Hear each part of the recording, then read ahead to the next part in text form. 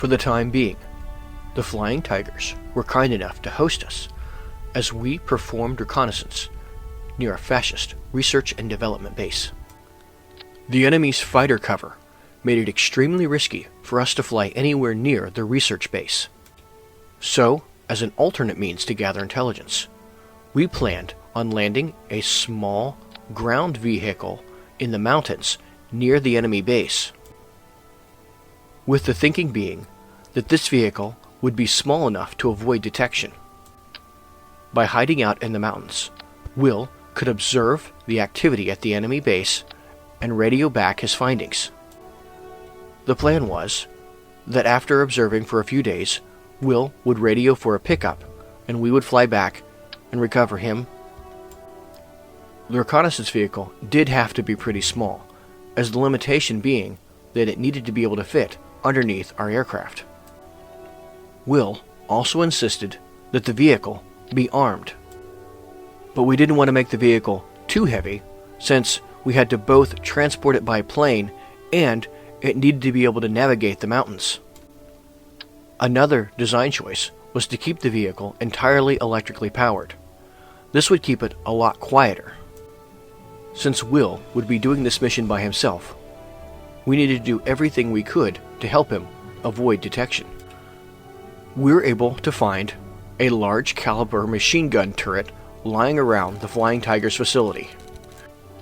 It happened to be a 13mm heavy machine gun, which is just a little bit bigger than the 50 caliber that I'm used to. Will was very pleased with this find and found a good place on top to mount the machine gun. I didn't really expect Will to be using the machine gun, as this was supposed to be a stealthy reconnaissance mission, but Will said he felt better having it than not. With just a little bit of room left on the vehicle, we decided to add a couple more battery packs to make sure that the vehicle would have enough range. With no generator available to charge the batteries, this was all the electrical power that Will was going to have. With the vehicle design complete, the next thing was to try to figure out how exactly this was going to get attached to the underside of our plane. The plan being that we were going to attach this buggy to the centerline heavy ordnance mount on the bottom of the plane. And as long as we hadn't made the thing too big, it should just fit. Which, of course it did. We were professionals. With just some slight adjustments to the vehicle's positioning and the use of something we like to call space tape, we were pretty sure that the vehicle was going to make the journey all the way to the mountains. While Leon and I finished prepping the airplane, Will packed several days' worth of snacks.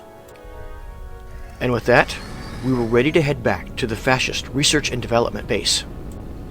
Now, I don't want to seem ungrateful to the Flying Tigers and the use of their base.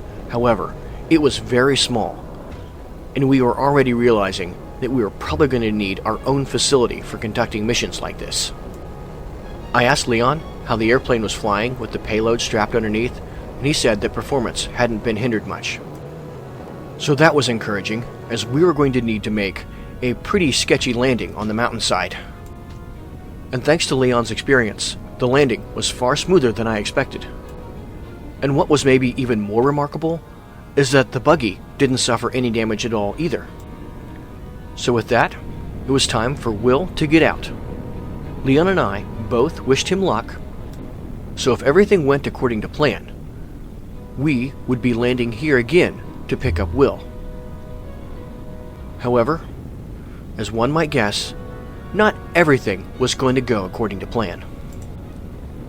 After Leon and I took off and headed back to the Flying Tiger base, this is when Will realized that the mission was not going to be going quite according to plan.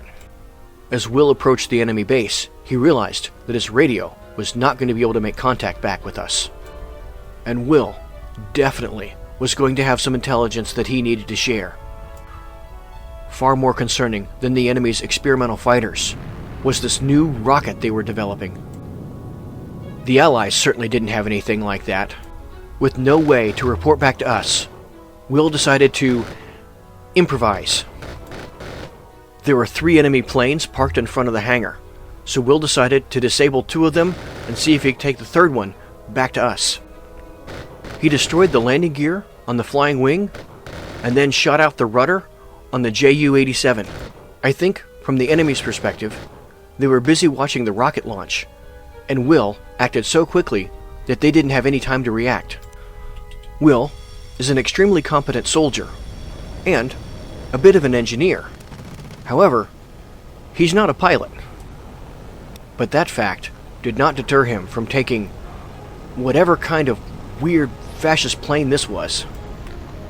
Later on, I would learn that the plane was called a BV-141, and as odd of an aircraft as this is, it was not the strangest thing that Will had just seen.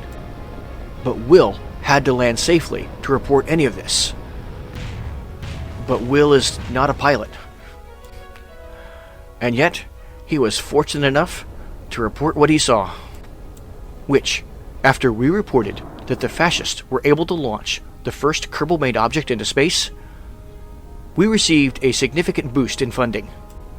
So now, the National Security Intelligence Service has its own base.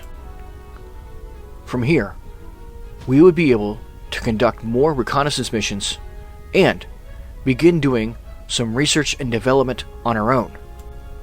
Not wanting to live in a world dominated by the fascists, we had a lot of work to do.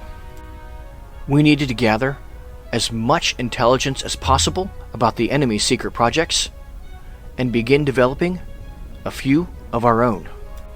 So, what's next? Well, that's classified.